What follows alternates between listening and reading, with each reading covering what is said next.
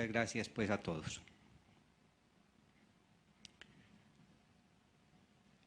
A mediados de agosto del año 1609, Galileo Galilei llega a la ciudad de Venecia. Galileo, profesor de matemáticas de la Universidad de Padua, se presenta ante el Palacio de los Doges, el propio Senado veneciano, con un curioso artilugio que trae debajo del brazo. Es curiosamente llamado el perspicillum, pero en italiano también se le conoce con el nombre de occhiali. Galileo llega al Palacio de los Doges a presentar un artilugio con el cual se pueden acercar las cosas. Particularmente se pueden acercar los barcos que se ven lejos en el horizonte y se pueden acercar también las mercancías que llegan al puerto. Este curioso instrumento, que alcanza apenas los 9 aumentos, será motivo de la mayor expectación y codicia por parte de todos. La plaza de San Marcos se vio colmada ese día del 23 de agosto de 1610, pues todos querían enterarse del prodigioso invento del profesor de Padua, Galileo Galilei. Galileo, el hijo de Vincenzo Galilei, el músico que tocaba con gran ingenio y placidez el laúd, ese músico librepensador que habría de dar el destino a su hijo cuando le dijo que era mejor buscar la verdad por encima de todo y ser, de todas maneras, librepensador. Galileo Galilei, quien había entrado a la universidad a estudiar medicina por recomendación de su padre y que después de casi 4 años de estudios no consigue llevar a su casa el título universitario. Galileo estaba interesado más en las matemáticas, particularmente en la geometría de Euclides y en la experimentación. Galileo se forma por sí mismo como gran matemático y habrá de recibir entonces la invitación de la Universidad de Padua para ser profesor de esa materia. En la plaza de San Marcos no había otro sitio mejor para experimentar el perspicillum que subir al campanile de San Marcos. Allí invitó Galileo a los senadores y a los hombres eruditos, quienes unos con gran esfuerzo y otros con gran osadía subieron hasta el campanario para otear el velamen de las naves que aparecían en el horizonte y que con el perspicillum se veían llegar 2 horas antes de aparecer a simple vista. Qué prodigio maravilloso el de este instrumento. El perspicillum era mucho más pequeño que este instrumento enseñado acá. Era apenas lo que nosotros conocemos con el nombre de un anteojo de larga vista o un catalejo. Pero Galileo había logrado con ese instrumento un acercamiento de 9 veces, es decir, aumentar 9 veces las cosas o acercarlas, como también se suele decir, 9 veces. Acercarlas 9 veces con relación a otro instrumento que había sido inventado un año antes en Holanda. Precisamente allí, en Holanda, Hans Lippershey había reclamado de La Haya, del gobierno de La Haya, una patente para hacer efectiva esa presentación del catalejo que él alegaba era su invención. Un instrumento de 3 aumentos apenas, pero Galileo consiguió modificar ese instrumento y llevarlo a 9 aumentos. Con lentes sencillas, una lente convergente, como la que vemos en el primer plano, y una lente divergente en el segundo plano, pudo Galileo Galilei fabricar su perspicillum. La lente convergente plano convexa y la lente divergente plano cóncava. Con esa combinación de las dos lentes, pudo entonces Galileo forjar las medidas ópticas, calcular la distancia focal adecuada para subir el aumento de 3 a 9 aumentos. Pero esta historia se remonta en el tiempo más de lo que nosotros nos imaginamos. Realmente esta historia del perspicillum viene de atrás, viene de muy atrás. Roger Bacon, en su obra Opus Maius, ya en 1267, habla de vidrios de aumento, vidrios milagrosos con los cuales se puede leer. Esos vidrios le permitían a estos hombres de la Edad Media leer textos antiguos. Los hombres mayores y jóvenes afectados de la presbicia y posteriormente de la miopía se veían favorecidos con el invento de estas gafas primitivas, sencillos lentes muy básicos que permitían corregir la vista. Pero esta historia seguramente tiene antecedentes todavía más remotos, porque hay referencia de que los griegos y los egipcios trabajaron el vidrio, pero nosotros no podemos extrapolar hasta allá para decir que en estas civilizaciones ya se conocía el invento de los anteojos y menos de instrumentos como el perspicillum. Quedémonos aquí en la Edad Media, quedémonos aquí con Roger Bacon y sus seguidores. Ahí hay un principio fundamental, pero ese principio habrá de retomarse, como ya lo dije, en Holanda, y en Holanda el mérito lo tiene Hans Lippershey, quien en septiembre de 1608, como ya lo dije, solicita la patente de este instrumento. Como ustedes pueden ver en el diagrama, el instrumento de Lippershey es muy sencillo. Hay una lente objetivo, que es la lente convergente, hay una lente ocular, que es la divergente, están colocadas en un tubo y el tubo tiene la posibilidad de deslizarse al interior para que se pueda hacer el enfoque en una posición adecuada. Ese instrumento, como ya lo dije, aumentaba solo 3 veces.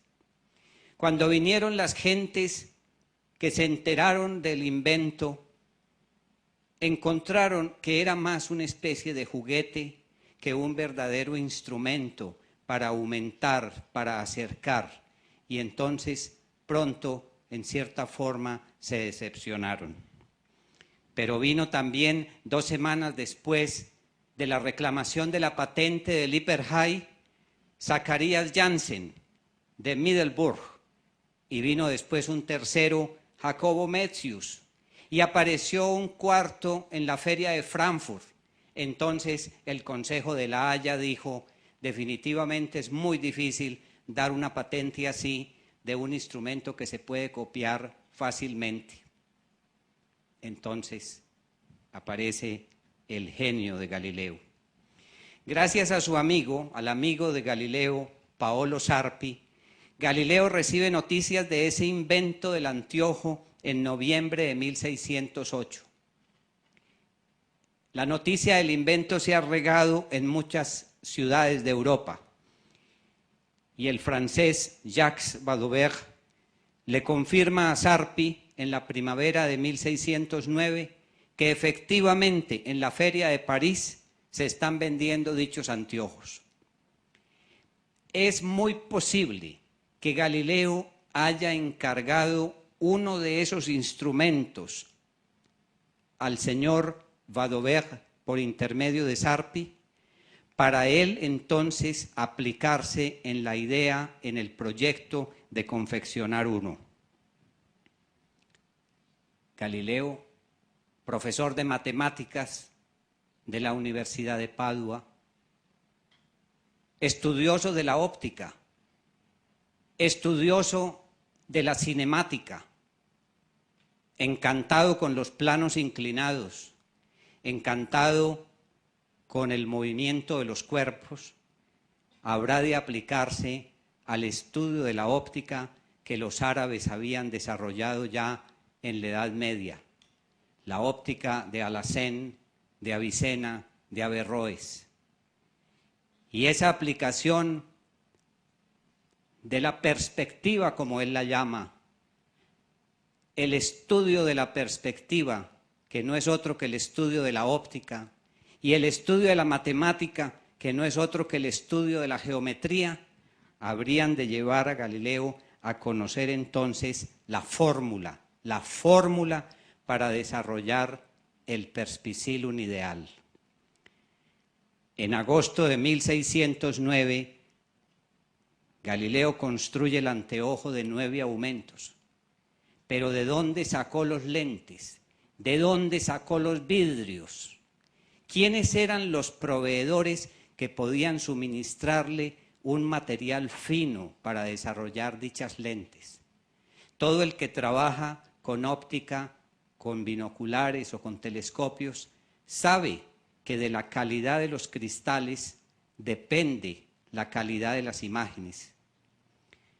Galileo debió conseguir con los artesanos italianos vidrios que ya se traían de Holanda, que se hacían o se mejoraban en Italia y que él mismo empezó en secreto a pulir y a tallar a una velocidad impresionante, porque se trataba de salir adelante, de salirle adelante a un invento que ya era vox populi en toda Europa, y Galileo lo logra.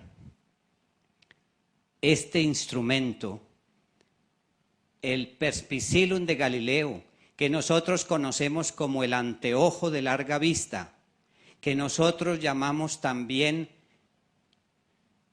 el telescopio, habría de ser el invento más formidable del final del Renacimiento. Si el Renacimiento había brillado por el arte, la pintura, la literatura, la música, el estudio de la antigüedad griega, gracias a la introducción del griego y el latín en Florencia por el círculo de Marsilio Ficino y otros de sus discípulos, habría de brillar también por los artesanos del Arsenal de Venecia, por todos aquellos viajeros de ultramar que traían toda clase de instrumentos, de máquinas, de herramientas y con las cuales Galileo estaba realmente fascinado. La modernidad estaba por comenzar.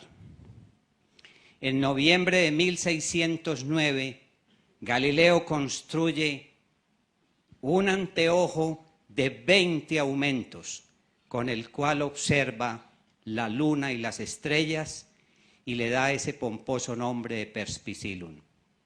20 aumentos, un logro extraordinario frente a los 3 aumentos iniciales de Hans Lippershey y los 9 aumentos con los cuales él llega a descrestar el Senado de Venecia desde la cúpula del campanile.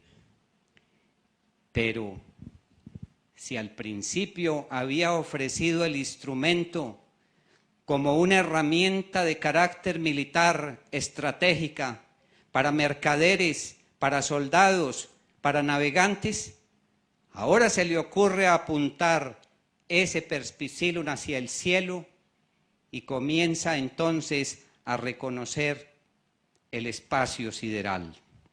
El 7 de enero de 1610, Galileo dice que la luna no presenta una superficie lisa y regular como la gente lo cree, sino que es rugosa y desigual, presenta montañas y valles semejantes a la Tierra. Noche a noche, Galileo se aplica para seguir las fases de la luna y seguir la línea del terminador, determinando los accidentes lunares. Le llama la atención poderosamente el cráter Albatenius, el cual compara en extensión y tamaño con la Bohemia europea. Galileo entonces comienza el primer trabajo científico de astronomía con la observación regular de la luna. Y se da cuenta de una cosa, de que la luna no es una esfera perfecta, lisa, lustrosa, como lo dice Aristóteles, que deben ser todos los cuerpos celestes. Por el contrario, es rugosa, está plagada de manchas y el terminador se muestra como una especie de cizalla completamente irregular. Determinando entonces estos accidentes lunares que comenzará a llamar valles, llanuras, montañas, circos de montañas, Galileo hará los primeros planos de nuestro satélite, del satélite de la Tierra. Por primera vez, la observación científica del cielo desafía el pensamiento de Aristóteles sobre la perfección de los cuerpos celestes. El telescopio aparecía como traído del cielo por los ángeles, como un regalo para los eruditos, los guerreros y los navegantes. Pero, no contento con observar solo la luna, Galileo comienza a observar en las noches de enero de 1610 esa banda de luz conocida como la Vía Láctea, esa banda de harina y de plata, como la llamara el poeta García Lorca, y comienza a darse cuenta de que no es una nube de gas, de vapor, sino que es una nube de estrellas. En la dirección hacia la constelación de Orión, Galileo apunta el instrumento, el telescopio, de 20 aumentos y descubre que la Vía Láctea está formada por miles y millones de estrellas. Enfocando particularmente en dirección a la constelación de Orión, con sus 4 estrellas principales, Betelgeuse, Bellatrix, Rigel y Saiph, concentra su atención en el cinturón y la espada del cazador. Encuentra numerosas estrellas que él mismo va a dibujar en su agenda de trabajo, y particularmente en dirección a la nebulosa de Orión describirá nuevas estrellas. El dibujo original de Galileo nos muestra las estrellas principales del cinturón, la espada y la cantidad de estrellas vecinas, muchas de ellas invisibles a simple vista. En la dirección de la nebulosa de Orión, Galileo repara que hay al interior muchísimas más estrellas de las que se ven a simple vista. Y en la dirección al cúmulo de las Pléyades de la constelación del Toro, Galileo encuentra que el mito de las 7 hermanas es superado por la observación científica. Cuenta más de 40 estrellas que se pueden ver completamente con ayuda del instrumento. Pero siguiendo la observación de esas noches de enero, enfoca en la dirección de la constelación de Cáncer o el Cangrejo y encuentra el cúmulo estelar del Pesebre. La nebulosa del Pesebre o cúmulo del Pesebre entre las estrellas Acelus Borealis y Acelus Australis muestra un numeroso conjunto de estrellas que hoy conocemos como un cúmulo abierto. Pero lo mejor estaba por venir.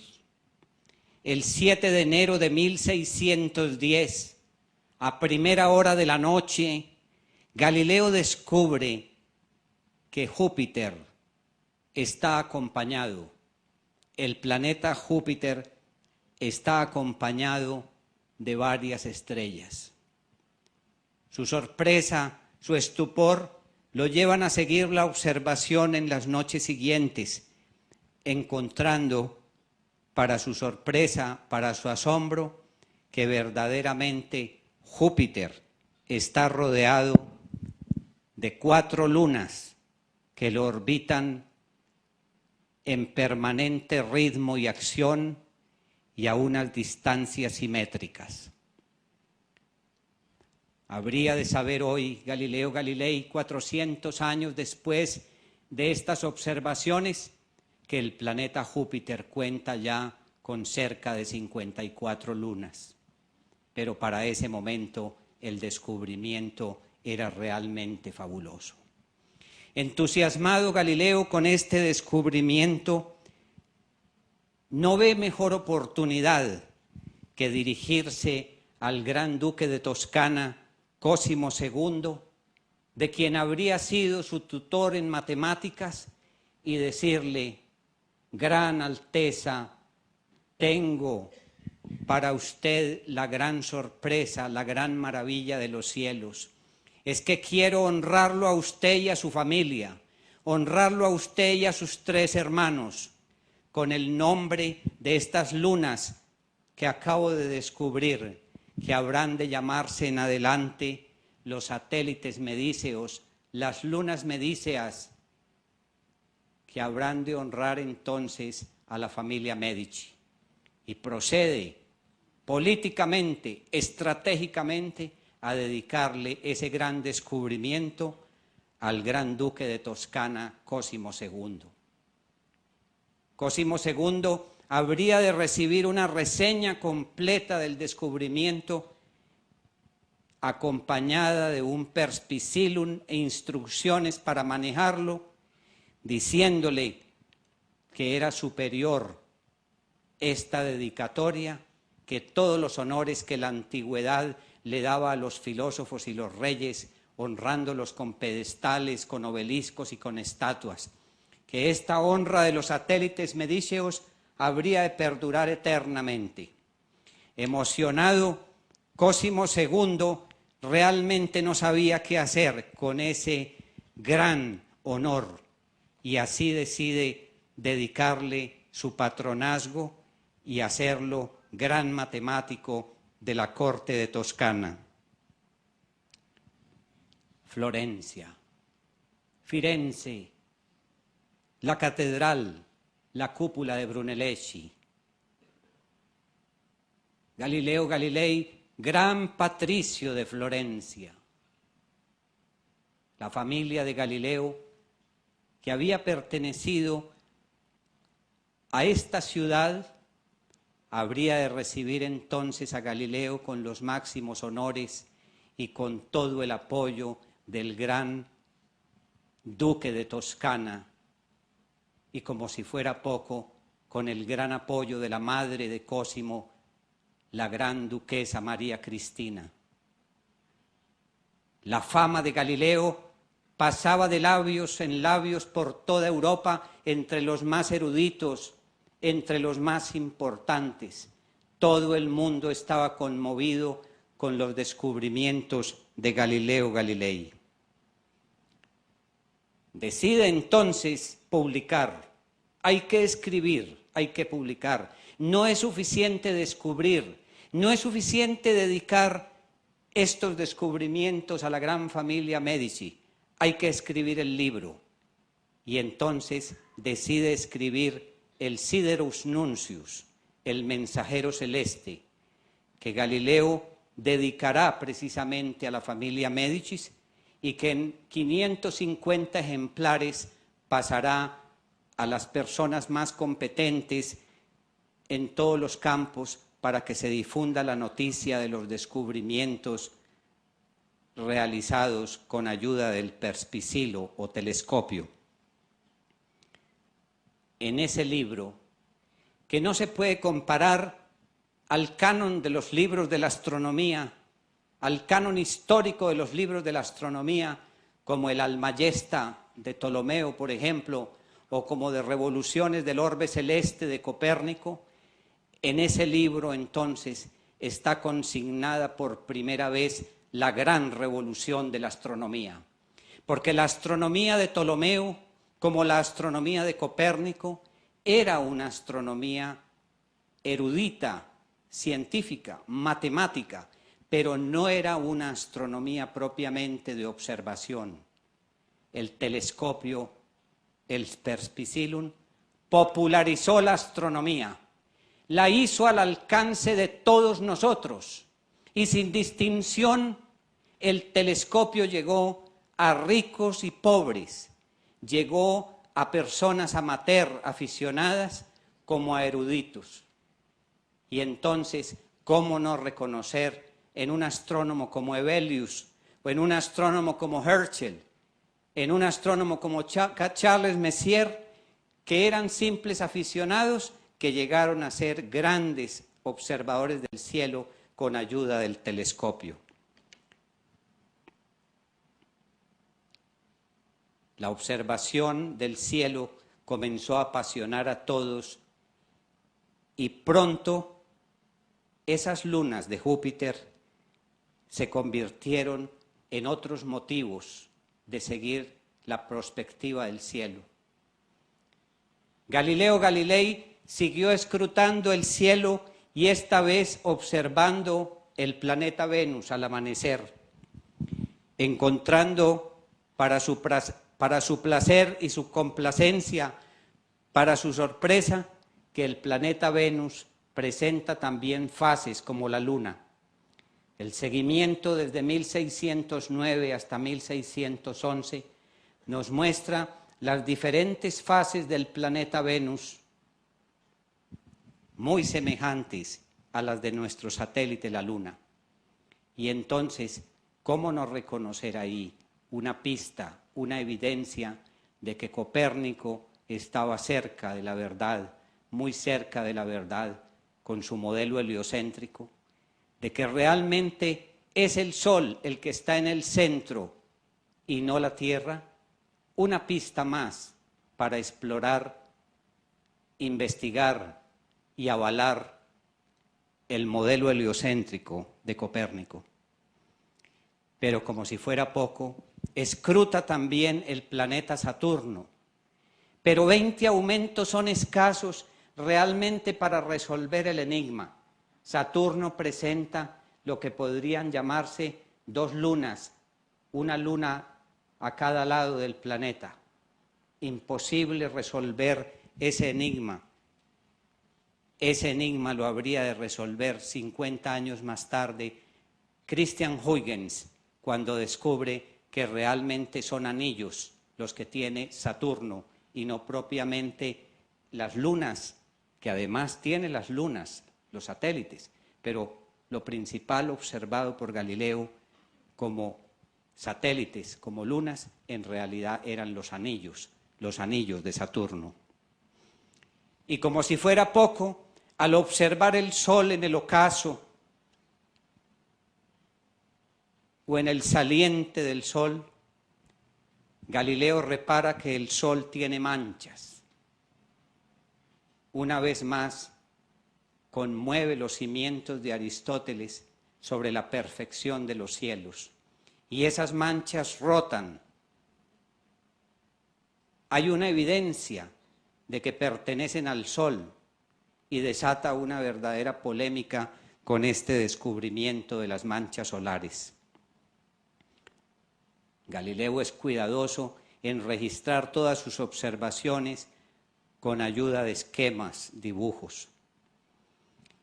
Impresionado con las noticias que se tienen sobre los descubrimientos de Galileo, el 19 de marzo de 1611, el cardenal Roberto Bellarmino, cabeza del Colegio Romano, le escribe a los jesuitas matemáticos Clavius Grimberger, Lembo y Maelcote solicitando opinión sobre dichos descubrimientos. El cardenal Bellarmino era realmente la cabeza del Estado Mayor de la Iglesia. Y cuando él se entera a través de muchas personas eruditas de los descubrimientos de Galileo y del Siderus Nuncius o mensajero del cielo, él, muy prudente y discretamente, le consulta a los matemáticos jesuitas. 5 días más tarde, el cardenal Bellarmino recibe la respuesta de los eminentes jesuitas: los descubrimientos son reales y el instrumento no es un engaño. Se había desatado en Europa toda suerte de cábalas, de intrigas y de noticias sobre Galileo, que Galileo estaba viendo ficciones, que realmente Galileo estaba engañando a la gente, que realmente eran defectos del instrumento. Pero estas autoridades vinieron a aprobar completamente el trabajo realizado por Galileo. El 14 de abril de 1611, el Perspicillum de Galileo recibe por primera vez el nombre de telescopio, de la palabra tele, lo que está lejos, scopum, observar, observar lo que está lejos. Ahora Galileo se presenta a Roma y es recibido con el máximo honor, con el máximo aprecio, con todo el respeto y la consideración, al punto de que la Academia Lincei lo nombra uno de sus miembros. Galileo tiene la oportunidad en vivo y en directo de mostrarle a los cardenales de la curia romana el logro de sus investigaciones, el logro de sus observaciones, pero además de llevarles el telescopio allá al Vaticano para que ellos miren directamente la luna y miren directamente las lunas de Júpiter. Los cardenales estaban realmente impresionados con el trabajo de Galileo. Pero 5 años más tarde, Galileo era advertido por el cardenal Bellarmino de no defender la teoría heliocéntrica de Copérnico como un hecho científico. Es solo una hipótesis, le advirtió su eminencia. Para entender esto hay que situarse en el espacio y el tiempo. La Iglesia había vivido la división protestante y el mundo estaba viviendo la contrarreforma y se estaban viviendo tiempos supremamente difíciles y el cardenal Bellarmino estaba defendiendo la fe y Galileo estaba defendiendo la ciencia. Es aquí crucial el tema de ciencia y fe. ¿Hasta dónde ciencia y fe pueden conciliarse o son antagónicos? Galileo era un hombre creyente, respetuoso, era un hombre prudente, pero era un hombre libre. Y como su padre le había señalado el destino, es mejor conocer la verdad que cualquier otra cosa, Galileo no se detuvo en ningún momento a hacer prudencia frente a esta observación, a esta advertencia del cardenal Bellarmino. El libro de Copérnico había causado gran interés entre los astrónomos y se puede decir que la Europa culta de parte de estos eminentes astrónomos era afecta a la teoría heliocéntrica de Copérnico. Este era el modelo que penetraba el espíritu del Renacimiento. El sol que todo lo ilumina, que todo lo penetra, que todo lo da, a todo le da vida. Era prácticamente la filosofía de Ficino en Florencia. esa idea del sol central ya venía de la antigüedad griega, cuando Aristarco de Samos lo había presentado así como una posibilidad matemática y astronómica. El sol está en el centro y no es la Tierra.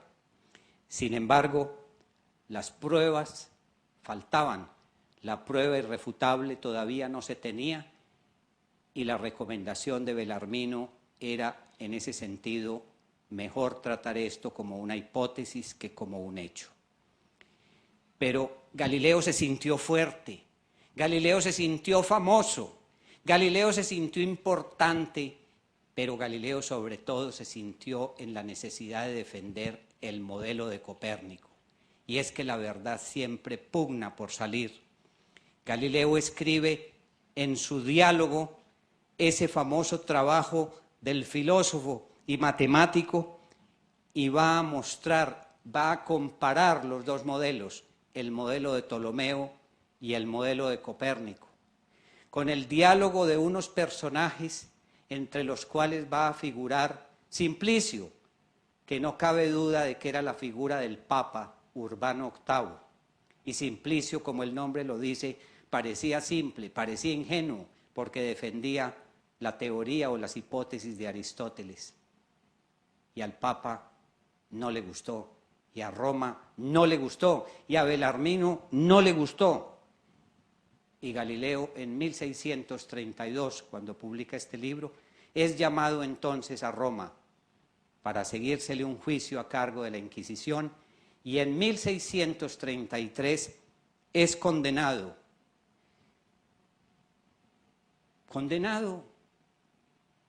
a prisión, pero no en cualquier parte, inicialmente en el palacio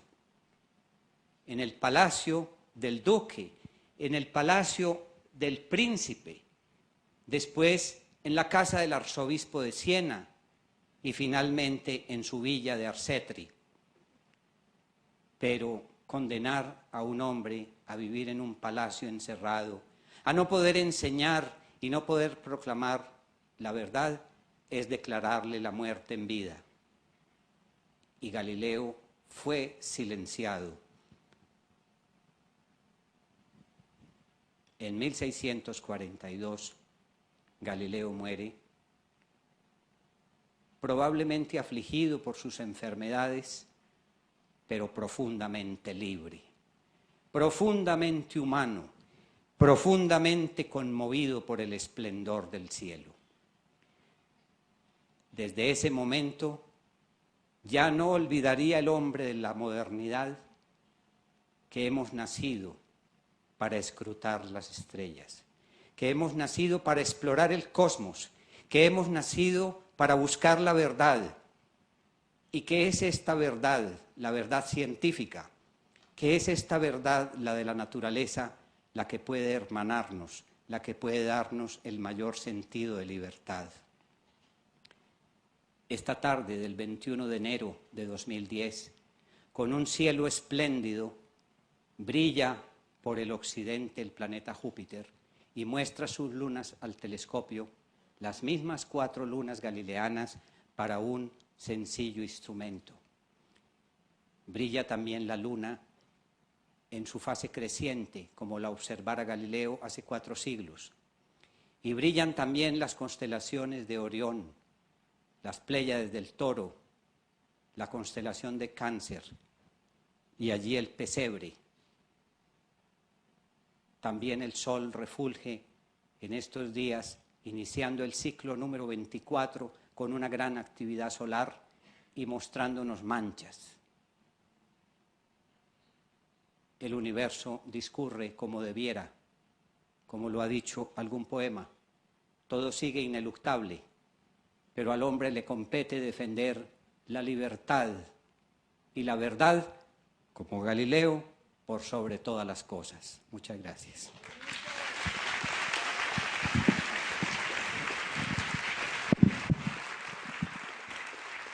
¿Tienen alguna inquietud, alguna pregunta? Con mucho gusto. Buenas noches, Gary Jaime. Sí, buenas noches, Jorge Iván.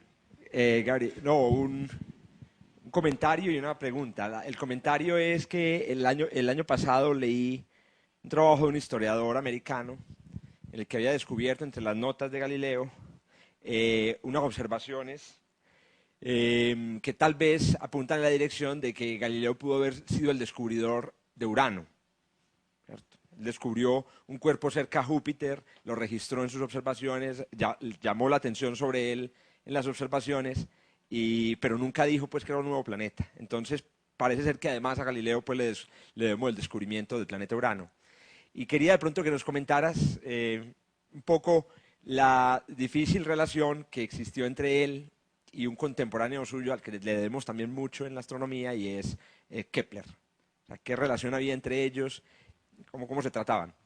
Bueno, el primer punto, el descubrimiento del planeta Urano, es probable que Galileo haya podido observar un astro que en las mejores condiciones se puede observar hasta con un telescopio pequeño, pero reseñarlo ya propiamente, ustedes saben que esto tomó muchos años y el descubrimiento realmente es un descubrimiento posterior, pero Galileo pudo haber observado ese punto luminoso en el cielo.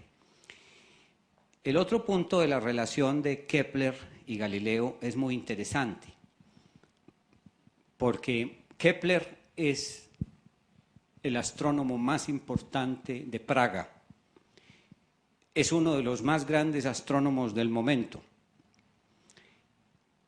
y Kepler va a tener oportunidad de conocer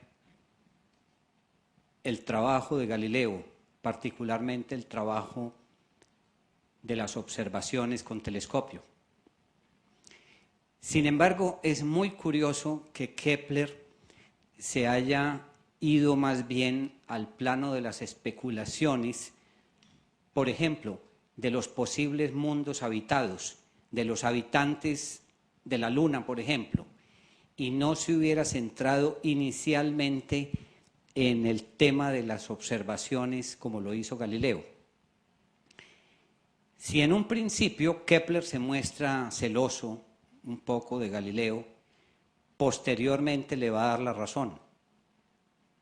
Y uno y otro habrán de hacer un trabajo complementario, porque gracias al trabajo del telescopio de Galileo, con un telescopio refractor, pudo Kepler mejorar o inventar su propio telescopio, conocido como el telescopio de Kepler o telescopio kepleriano, también refractor.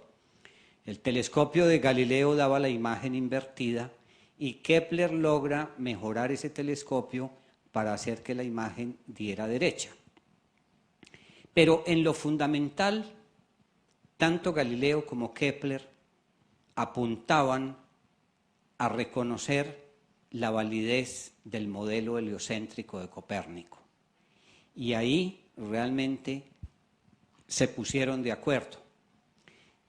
Pero eran celosos y en cierta forma eso es muy común en los hombres de ciencia, el celo, porque cada uno quiere ir primero y quiere defender sus cosas. Siendo Galileo un creyente, es interesante observar que Kepler era prácticamente un místico. Con místico quiero decir que buena parte de su trabajo sobre el modelo del sistema planetario, el descubrimiento de las leyes de Kepler, vino por deducciones puramente místicas. Kepler nos habla del dios geómetra y Galileo nos habla de la geometría como fundamento de las cosas, tal vez siguiendo la escuela de Platón, que era escuela importantísima en la época de Ficino en Florencia. Se podría decir que finalmente los dos grandes astrónomos, Galileo y Kepler, son los pioneros de la astronomía moderna. Buenas tardes. Primero, Gabriel Jaime, muchas gracias por esa charla tan impecable, casi como un cuento. Yo me quedé esperando la parte final, que es como la parte ya de hollywoodense, si quisiéramos llamarlo así, porque cuando nos contás que Galileo muere como un hombre libre, la parte que a mí me ha emocionado, pero de la que no tengo una referencia exacta, es que justamente después de que él se muere, es que en Holanda, me parece, salen publicados sus escritos que él estuvo continuando incluso durante la prisión. No sé qué tan exactos sean ni quién fue exactamente el que se pudo robar o llevar esos escritos a Holanda, o qué tan exacta es la información, si nos puedes compartir eso. Gracias. Bueno, Galileo, aunque estaba confinado a prisión en la villa de Arcetri, tenía permiso de recibir algunos matemáticos y astrónomos importantes. Entonces es muy probable que esos trabajos finales de Galileo, que son fundamentalmente sobre física, hayan pasado a estas personas que los quisieron proteger y publicar. ¿Verdad? Que esa observación es muy interesante. Buenas noches, Gabriel Jaime. Sí. Era para que por favor nos contara sobre cómo Galileo se llegó a retractar en algún momento y de pronto la pregunta ¿por qué no corrió la suerte de Giordano Bruno? Porque a él no lo ejecutaron, sino que solo lo recluyeron. Sí. Galileo tuvo que humillarse ante el tribunal de la Inquisición y tuvo que adjurar: yo, Galileo Galilei, reconozco que he fallado en esto, pido perdón, y eso hacerlo de rodillas, de rodillas. Pero Galileo era un personaje tan importante que el primero que salió a defenderlo fue el embajador de Toscana en Roma.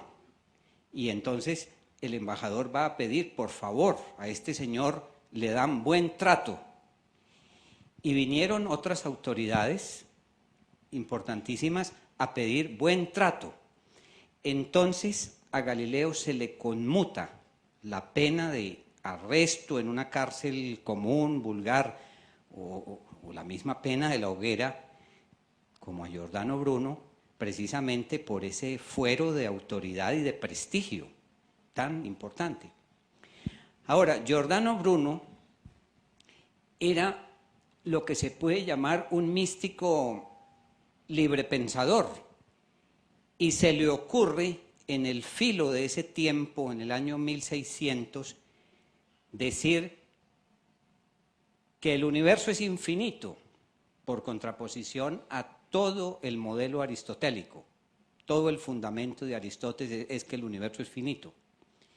Y que hay una pluralidad de soles, que son millones los soles, y que los planetas como la Tierra deben ser pues igualmente muchísimos. Entonces, Giordano Bruno estaba derribando de plano y por pura especulación filosófica el modelo de Ptolomeo. Era un hombre mucho más sencillo, era más modesto. Entonces, la Inquisición, y el cardenal Bellarmino tiene mucha responsabilidad, lo condena a la hoguera. Vivo, fue quemado vivo en la Piazza dei Fiori en Roma para que todo el mundo escarmentara. Y efectivamente la ciencia se detiene al ver este horror, un hombre, un sabio, quemado en la hoguera vivo en el año 1600.